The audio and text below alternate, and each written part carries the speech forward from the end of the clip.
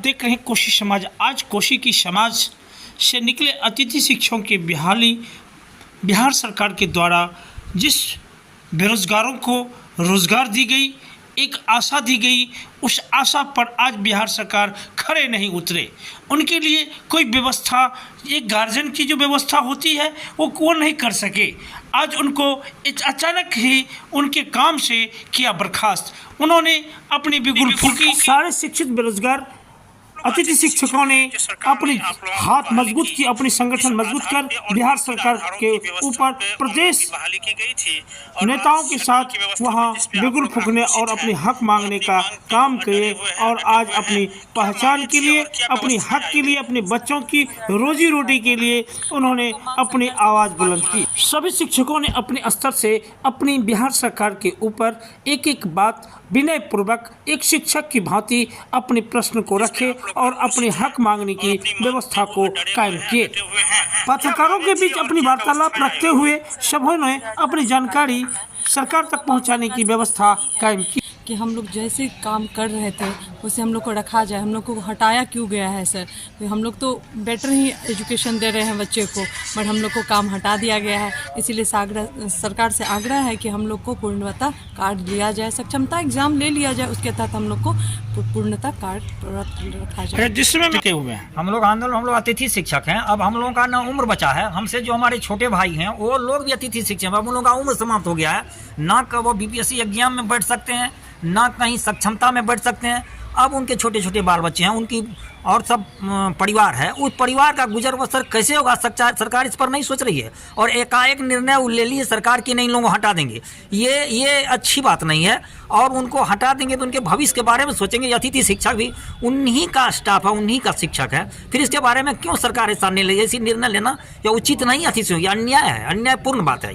हम अपनी बात सरकार तक पहुंचाना चाहते हैं कि मुसीबत के समय जब छात्रों की पढ़ाई नहीं हो पा रही थी तब तो आप हम लोगों को लाए, और 2018 में बहुत अतिथि शिक्षक ऐसे थे जो दूसरी नौकरी के लिए प्रयास कर सकते थे, लेकिन आज के समय में उनका एज समाप्त हो गया है। वे एसटीटी में भी सम्मिलित नहीं हो सकते हैं। इस स्थिति में अगर उनको आप निकाल दिए तो फिर उनका परिवार, उनका बाल बच्चा भूखों मरेगा।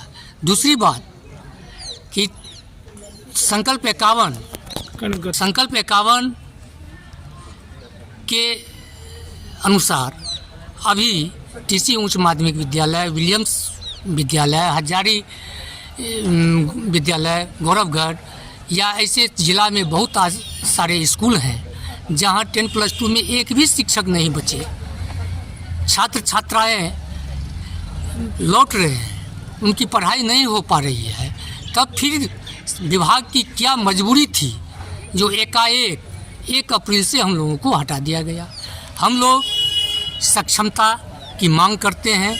यदि सक्षमता परीक्षा में सम्मिलित होने का निर्णय विभाग द्वारा नहीं लिया जाता है तो 12 अप्रैल से हमारे प्रदेश स्तर के नेता लोग जेल भरो अभियान का घोषणा कर चुके हैं और सुपौल जिला भी उसका समर्थन करेगी। क्या सब पहलुएं सरकार की तरफ से आप लोगों के लिए रखा गया था?